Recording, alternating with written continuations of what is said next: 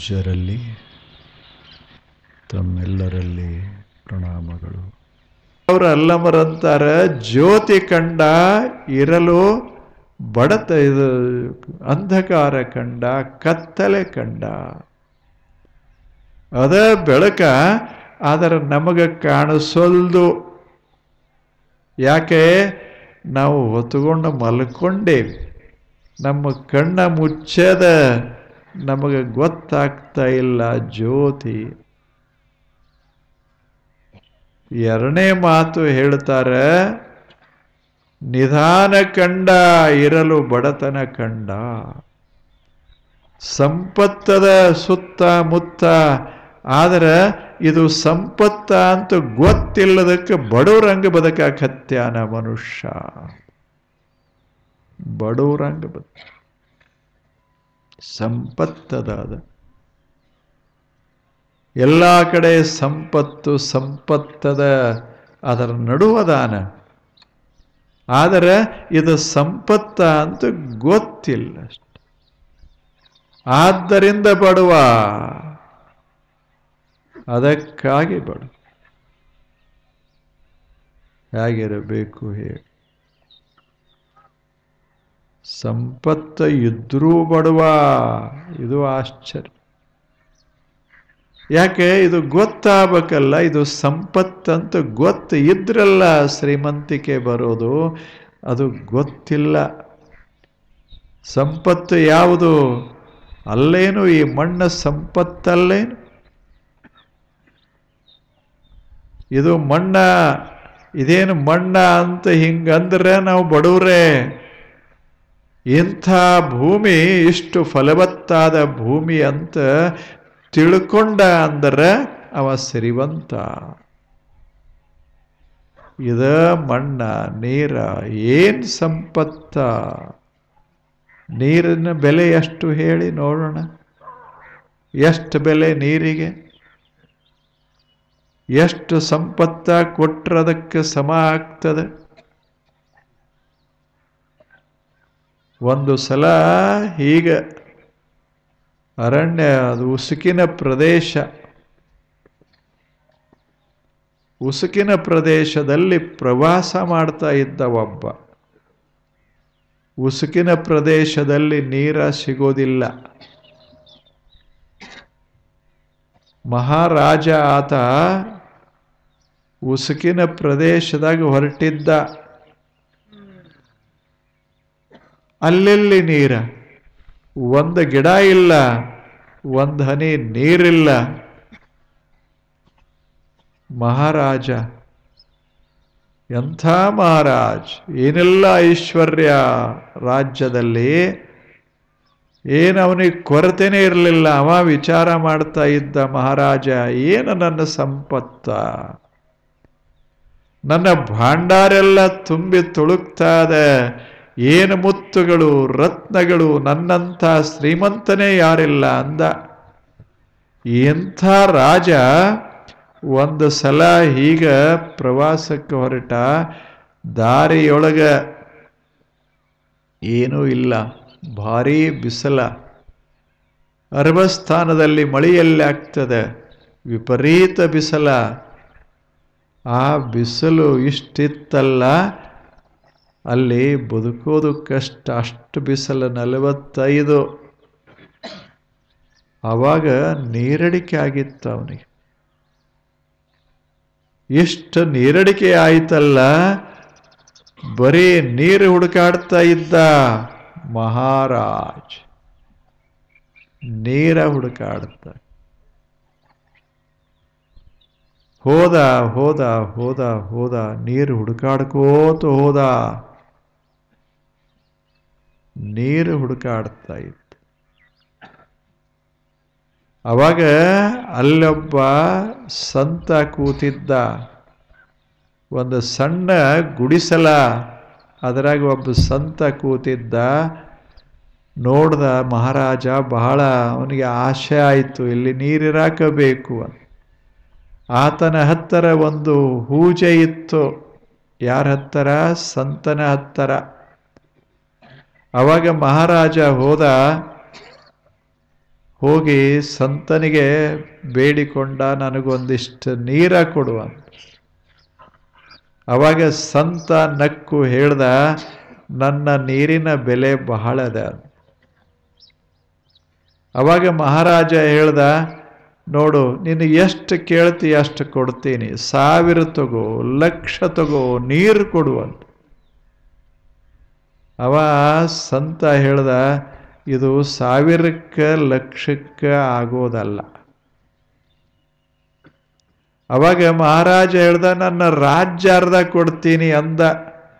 ನಿನ್ನ ಪೂರ್ತಿ ರಾಜ್ಯ ಕೊಟ್ಟರೂ ಬೇಡ, ನೀರೈದು. ಇದು ಇಲ್ಲ ಅಂದ್ರೆ ನೀನೇ ಹೋಗ್ತೀನ, ರಾಜ್ಯ ತಗೊಂಡು ಏನು ಮಾಡ್ತೀಯ? ಸಂತ ಹೇಳ್ದ, ನಿನ್ನ ಅರಮನೆಗೆ ಬಂದಿದ್ದೆ ನಾನು ಒಂದು ದಿವಸ. ನೀನು ಹೇಳ್ಕೊಂಡಿ ನನ್ನಂತ ಸಿರಿವಂತರೇ ಯಾರಿಲ್ಲ ಅಂತ ಹೇಳ್ಕೊಂಡಿಯಲ್ಲ. ಈಗ ನಿನ್ನ ರಾಜ್ಯ ನನ್ನ ಹೂಜಿಗೆ ಸಮಾನಲ್ಲ, ಗೊತ್ತಿರಲಿ ನನಗೆ. ನನ್ನ ಒಂದು ಬಟ್ಟಲ ನೀರಕ್ಕೆ ನಿನ್ನ ರಾಜ್ಯ ಸಮಾನಲ್ಲ. ನನ್ನ ಬಟ್ಟಲ ನೀರು ಎಷ್ಟು ಶ್ರೀಮಂತದ ಗೊತ್ತದೇನೆ, ಅಂಥ ಸಂಪತ್ತು. ಹೇಳು, ನಾನು ಶ್ರೀಮಂತನೋ ಈ ಕ್ಷಣದಲ್ಲಿ, ನೀನು ಶ್ರೀಮಂತನೋ ಅಂತ ಕೇಳ್ದ. ಯಾರು ಶ್ರೀಮಂತ? ಮಹಾರಾಜ ಅಂದ, ಅದು ಏನೇ ಇರಲಿ, ರಾಜ್ಯವನ್ನೇ ತಗೋ, ಮೊದಲು ನೀರು ಕೊಡುವ. ಅವಾಗ ಹೇಳ್ದ ಸಂತ, ಗೊತ್ತಿರಲಿ ಯಾರು ಸಿರಿವಂತರು ಜಗತ್ತಿನಲ್ಲಿ, ಯಾರು ಬಡವರು, ನೀರೇ ಸಂಪತ್ತನ್ನೋದು ಗೊತ್ತಿರಬೇಕಾಗ್ತದ. ನೀರು ಸಂಪತ್ತು. ಇಂಥ ಸಂಪತ್ತದ ನಾವು ಬಡವರಂಗ ಬದುಕಾಕತ್ತೇವಿ. ಬಡವರಂಗ. ಇಂಥ ಸಂಪದ ನೀರದ, ಗಾಳಿಯದ, ಭೂಮಿಯದ. ಆದರೆ ನಮಗೆ ಅದರ ಮಹತ್ವ ಗೊತ್ತಿಲ್ಲದಕ್ಕಾಗಿ ಬಡವರಂಗ ಬದುಕ್ತಾ ಇದ್ದೇವೆ. ಇನ್ನು ಸ್ವಲ್ಪ ಶತಮಾನಗಳ ನಂತರ ಏನು ಎಲ್ಲದಕ್ಕೂ ಬೆಲೆ ಬರಕ್ಕೆ ಶುರುವಾಗ್ತದೆ. ಅವಾಗ ಒಂದು ಹನಿ ನೀರ, ಅವಾಗ ಇಲ್ಲೇನು ಒಂದು ಗಳಿಗೆಯ ಹವಾ, ಅದರ ಬೆಲೆ ಎಷ್ಟು? ಸ್ವಚ್ಛ ಹವಾ, ಗಾಳಿ, ಅದರ ಬೆಲೆ ಎಷ್ಟು ಹೇಳಿ? ನಾವು ಸುಮ್ಮನೆ ತಗೋತೇವೆ, ಹೊರಗೆ ಬಿಡ್ತೇವೆ, ತಗೋತೇವೆ, ಹೊರಗೆ ಬಿಡ್ತೇವೆ. ಆದರೆ ಗಾಳಿ ಸರಿದು ನಿಂತಿತು ಅಂದ್ರೆ ಇಡೀ ಪೃಥ್ವಿ ಜೀವ ಜಂತುಗಳಿಂದ ಮುಕ್ತವ. ಯಾರು ಉಳಿಯೋದು? ಇಷ್ಟು ಬೆಲೆ ಹವೆಗೆ, ಇಷ್ಟು ಬೆಲೆ ನೀರಿಗೆ, ಇಷ್ಟು ಬೆಲೆ ಅನ್ನಕ್ಕೆ, ಇಷ್ಟೆಲ್ಲ ಸಮೃದ್ಧವಾಗಿ ದೇವರು ಕೊಟ್ಟಾಗ ಇದರದ ಬೆಲೆ ಗೊತ್ತಿರದೆ ನಾವು ಬಡವರಂತ ಭಾವಿಸ್ತೇವಲ್ಲ. ಅದಕ್ಕಂದ ನಿಧಾನ ಕಂಡ ಇರಲು ಬಡತನ ಕಂಡ. ಅಲ್ಲ ಮಹಾಪ್ರಭುದೇವರು ಚಲೋ ಇಲ್ಲ. ಈಗ ನಿಮ್ಮ ಮನೆಗೆ ಹೋಗ್ರಿ, ನೀವು ಸಿರಿವಂತರೋ ಬಡವರೋ, ನಿಮ್ಮ ಮನ್ಯಾಗ ಒಂದು ಕೊಡ ನೀರು ಇದ್ರೆ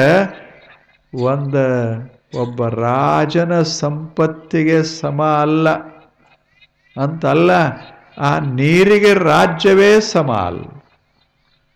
ಹಂಗ ಅಷ್ಟು ಶ್ರೀಮಂತದೇನಿ ಅಂತ ತಲೆಯಾಗ ಬಂದ್ರೆ ತಿಳಿತು ಬದುಕೋದು ಅಂತ. ಈಗ ಹೋಗಿ ತಿಜೋರಿ ತೆಗಿಬಾರ್ದು. ನೀರ, ಒಂದು ಕಪ್ ನೀರ, ಒಂದು ಬಟ್ಟಲ ನೀರ, ಒಂದು ತುತ್ತು ರೊಟ್ಟಿ, ಒಂದು ಕೈ ರೊಟ್ಟಿ, ಅದರ ಬೆಲೆ ಎಷ್ಟು? ಬೆಲೆ ಎಷ್ಟು ಹೇಳಿ? ನೀರಿನ ಬೆಲೆ ಕಟ್ಟಲಿಕ್ಕಾಗೋದಿಲ್ಲ, ಅನ್ನದ ಬೆಲೆ ಕಟ್ಟಲಿಕ್ಕಾಗೋದಿಲ್ಲ. ಎರಡೂ ನಮ್ಮ ಹತ್ತಿರ ಅದ. ಒಂದಾಗ ನಮ್ಮಷ್ಟು ಸಿರಿವಂತರು ಯಾರೂ ಇಲ್ಲ. ನಾವು ಯಾರೂ ಬಡವರಲ್ಲ, ಅತ್ಯಂತ ಸಿರಿವಂತರು. ಆದರೆ ಏನು ಮಾಡೋದು? ಇದು ನಿಧಾನ ಕಂಡ, ಇರಲು ಬಡತನ ಕಂಡ. ಈಗ ಹೇಳಿದ್ದಲ್ಲ, 900 ವರ್ಷಗಳ ಹಿಂದೆ ಈ ಮಾತು ಹೇಳಬೇಕಾದ್ರೆ ಆ ಮಹಾನುಭಾವ ಹೇಗಿರಬೇಕು. ಕೊನೆಗೆ ಅಂತಾರೆ, ಇದು ಪ್ರಸಾದ ಕಂಡ, ಉಂಡಡೆ ವಿಷ ಕಂಡ. ಇದು ಪ್ರಸಾದ ಕಂಡ, ಉಂಡಡೆ ಪ್ರಳಯ ಕಂಡ. ಇದೆಲ್ಲ ಪ್ರಸಾದ ಅಲ್ಲೇನು? ಎಲ್ಲವೂ ಏನೇನು ಅದ, ಎಲ್ಲವೂ ಎಂಥ ಅದ್ಭುತವಾದ ಪ್ರಸಾದ ಇದೆ. ಜಗತ್ತೆಲ್ಲ ದೇವನ ಪ್ರಸಾದ. ಎಷ್ಟು ಮಹತ್ವದ ಒಂದು ಸಣ್ಣ ಸಣ್ಣ ಒಂದು ತುಣುಕು ರೊಟ್ಟಿ, ಒಂದು ಸಣ್ಣ ಹಣ್ಣ, ಎಷ್ಟು ಬೆಲೆ ಅದಕ್ಕೆ. ಅದು ಅಮೃತ. ಈ ಜಗತ್ತಿನಲ್ಲಿ ಅದು ಅಮೃತ, ಪ್ರಸಾದ. ಅದರಿಂದ ನಾವು ಎಷ್ಟು ಸಂತೋಷ ಪಡಬಲ್ಲೆವಿ. ಆದರೆ ಏನು ಮಾಡೋದು? ಪ್ರಸಾದ ಕೈಯಾಗ ಹಿಡ್ದಾನ ದುಃಖಿಯಾಗ್ಯಾನ. ಪ್ರಸಾದ ಕಂಡ, ಉಂಡಡೆ ವಿಷ ಕಂಡ. ಯಾಕೆ? ಅದರ ಮಹತ್ವ ಗೊತ್ತಿಲ್ಲ. ತಣ್ಣಗೆ ತಿನ್ನಬೇಕೋ ತಿನ್ನಬಾರದು ದ್ರಾಕ್ಷಿ ಹೇಳಿ? ಏನದರಾಗ ಅದು ಪ್ರಸಾದ, ದೇವನ ಪ್ರಸಾದ ದ್ರಾಕ್ಷಿ. ಅದರಾಗ ರಸ ಎಂಥದು, ಎಂಥ ವಾಸನೆ ಹೇಳಿ? ಇಷ್ಟೆಲ್ಲ ಭೂಮಿಯಿಂದ ನಮಗೆ ಸಿಗ್ತದ, ಅದು ಪ್ರಸಾದ. ಅದನ್ನು ಕೊಳಸದ ಹೆಂಗೆ ಮಾಡ್ತಾರೆ ಗೊತ್ತದ ನಿಮಗೆ? ಅದನ್ನು ಕೊಳಸದ, ಅದರಾಗ ಒಂದಿಟ್ಟು ಹುಳಗಳನ್ನು ಬಿಟ್ಟ, ಅವು ಎಲ್ಲ ತಿಂಗಳಾವಧಿ ತಿಂದು ತಿಂದು ತಿಂದು ತಿಂದು ಎಲ್ಲ ಒಂಥರ ವಾಸ ಎತ್ತು.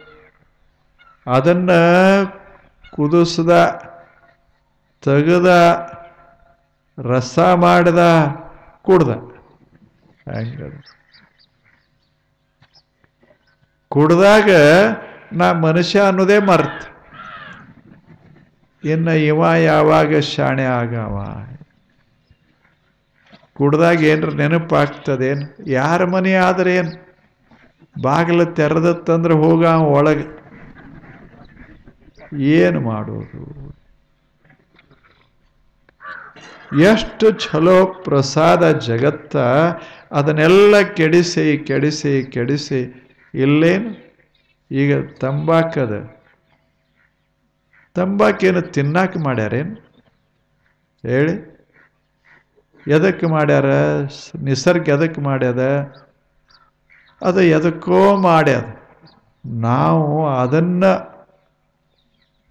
ಅದನ್ನು ಒಣಗಿಸಿ, ಎಲೆ ಒಣಗಿಸಿ ಚಲೋ ಚಲೋದ ರಗಡದ.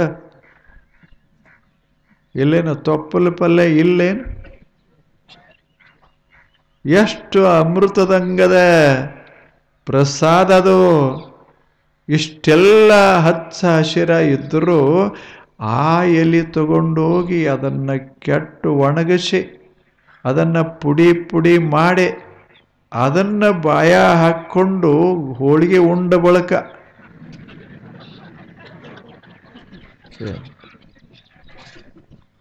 ಹೋಳಿಗೆ ಮಾಡಿ ನೀಡಿದವ್ರಿಗೆ ಹೆಂಗನಿಸ್ತದ ಹೇಳಿ? ಇವಾಗ ಹೋಳಿಗೆ ರುಚಿ ಎಲ್ಲ ಒಣ ಎಲಿ ಹೇಳಿ? ಮಜಾದ.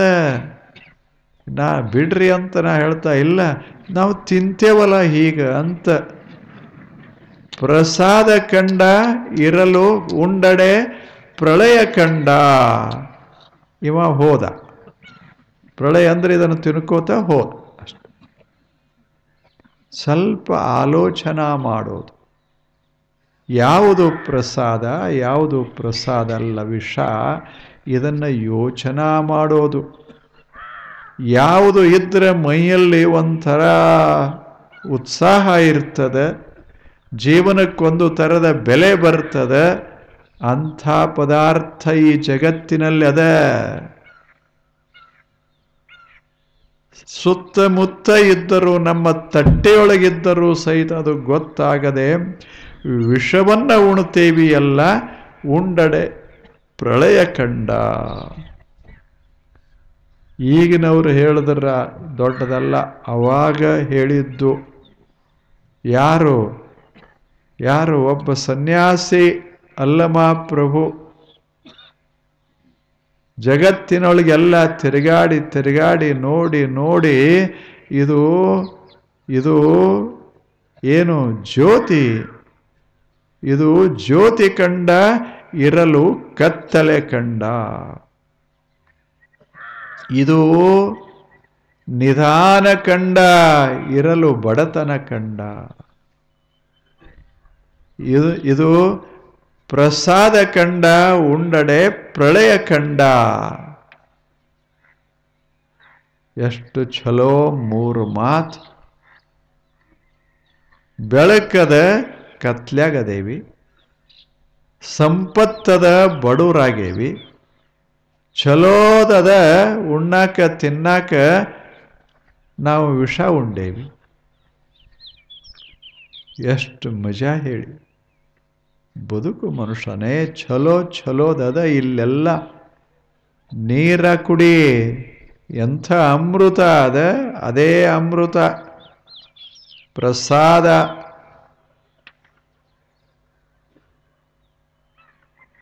ಇಷ್ಟು ಹೇಳಿ ಕೊನೆಗೊಂದು ಮಾತು ಹೇಳ್ದ. ಗುಹೇಶ್ವರ ಕಂಡ, ಇದು ಭ್ರಾಂತಿ ಕಂಡ. ಇದು ಬಹಳ ದೊಡ್ಡ ಮಾತು. ಆತ ಹೇಳ್ತಾನ, ಜಗತ್ತಂದ್ರೇನು ಗುಹೇಶ್ವರ ಇದು, ಆದರೆ ನಮ್ಮ ಕಣ್ಣಿಗೆ ಮಾತ್ರ ಇದು ಭ್ರಾಂತಿ ಹಂಗೆ ಕಾಣಕತ್ಯದ.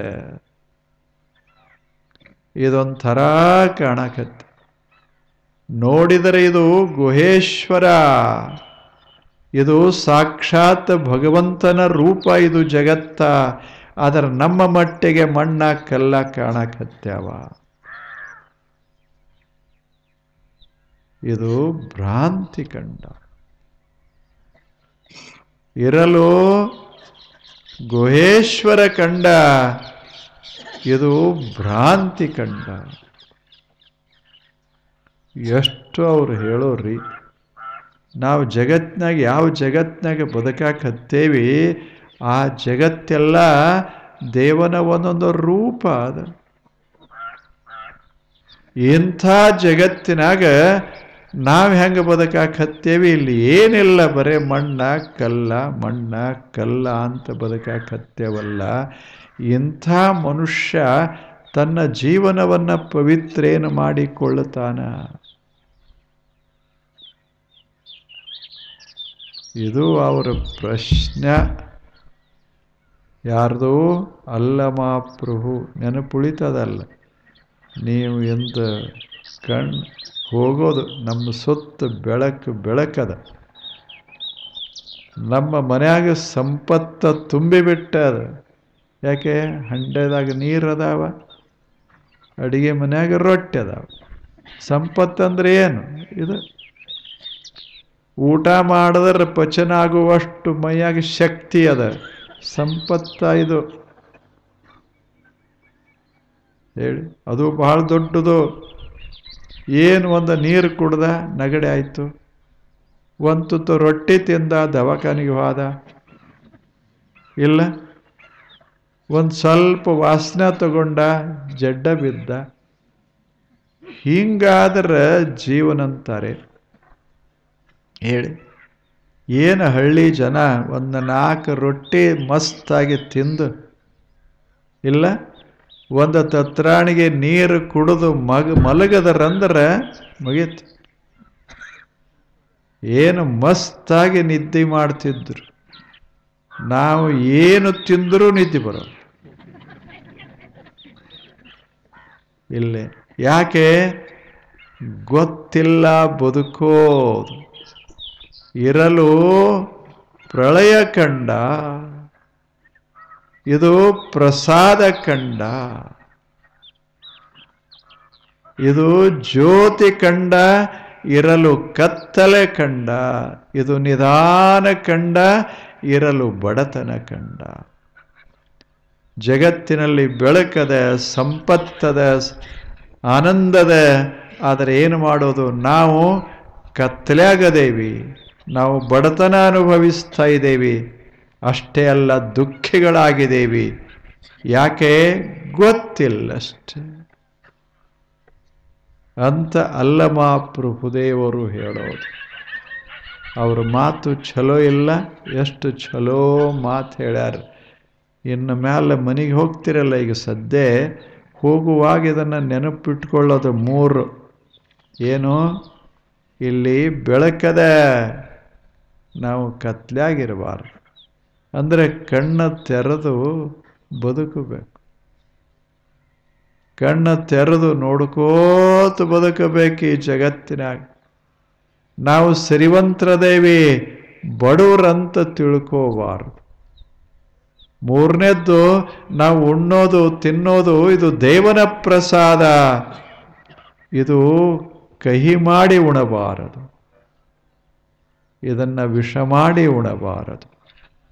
ಉಣ್ಣುವಾಗ ಇಷ್ಟ ಆನಂದವಾಗಿರಬೇಕು, ಇದು ದೇವನ ಪ್ರಸಾದ. ಏನೇ ಇರಲಿ, ಒಂದು ಕೈಯೊಳಗೆ ಒಂದು ಸಾದಾ ರೊಟ್ಟಿ ಹಿಡ್ಕೊಂಡು ಅದರ ಮೇಲೆ ಒಂದಿಷ್ಟು ಉಪ್ಪಿನಕಾಯಿ ಹಚ್ಚಿ ಅವ್ರ ತಾಯಿ ಕೊಟ್ಟಿರ್ತಾಳೆ ಹುಡುಗನಿಗೆ, ಅದರಾಗ ಒಂದೀಟು ಎಣ್ಣೆ ಹಾಕಿರ್ತಾಳೆ, ಅದನ್ನು ಒರೆಸಿ ಕೊಟ್ಟಿರ್ತಾಳೆ. ಏನು ರೊಟ್ಟಿ ಅದು? ನಿಮ್ಮದು ಯಾವ ಜಾಮೂನ? ಆ ಹುಡುಗ ಎಷ್ಟು ಸಂತೋಷವಾಗಿ ಅದನ್ನು ಉಣ್ತಿರ್ತಾನೆ. ಮತ್ತೇನೂ ಇಲ್ಲ ಅದ್ರಾಗ. ನಮ್ಮದು ಬಹಳ ತಕರಾರು, ಇದರಾಗ ಪ್ರೋಟೀನ್ ಇಲ್ಲ, ಇದರಾಗ ಎ ವಿಟಮಿನ್ ಇಲ್ಲ, ಇದರಾಗ ಡಿ ವಿಟಮಿನ್ ಇಲ್ಲ, ಇದರಾಗ ಕಾರ್ಬೋಹೈಡ್ರೇಟ್ ಭಾಳ ಅದ, ಇದರಾಗ ಕಡಿಮೆ ಅದ. ಇದು ನಮ್ಮದು ಅವಂದೇನಿಲ್ಲ, ಏನು ಮಸ್ತ್ ರೊಟ್ಟಿ. ಅದನ್ನು ಉಣ್ಣಾಗ ಅವನ ಮುಖ ನೋಡಬೇಕು, ಅದೇನು ಪ್ರಸನ್ನ. ಯಾಕೆ? ಅವನಿಗೆ ಆ ರೊಟ್ಟಿ ಪ್ರಸಾದ ಕಂಡ, ನಮಗ ಆ ರೊಟ್ಟಿ ಪ್ರಳಯ ಕಂಡ. ಎಲ್ಲ ನಮಗೆ ಕಹಿ ಆಗ್ತದೆ. ಏನದ? ಏನೂ ಇಲ್ಲ, ಮನ್ಯಾಗ ಬರೇ ರೊಟ್ಟಿ ಮಾಡಿ ಅದು ಹಚ್ಚಾರ, ಇದಕ್ಕೇನು ಊಟ ಅಂತಾರೇನು ಅಂತ. ಆ ಹುಡುಗ ಹೆಂಗೆ ಮಾಡ್ತಾನ, ನಾವು ಹೆಂಗೆ ಬದುಕ್ತೇವಿ? ಸ್ವಲ್ಪ ವಿಚಾರ ಮಾಡೋದು. ಬೆಳಕದ ಕತ್ಲಾಗ ಬದುಕೇವಿ, ಸಂಪತ್ತದ ಬಡವರಾಗೇವಿ, ಮತ್ತು ಆನಂದದ ದುಃಖಿಗಳಾಗಿದ್ದೇವೆ. ಅದಕ್ಕೆ ಕಾರಣ ಏನು ಅಂದರೆ, ಈ ವಿಶ್ವ ಗುಹೇಶ್ವರನ ರೂಪದ ಅಂತ ಗೊತ್ತಾಗಲಿಲ್ಲ. ಹಾಗಂದ್ರೆ ಏನು? ನಾಳೆ ಬನ್ನಿ. ನಮಸ್ಕಾರ.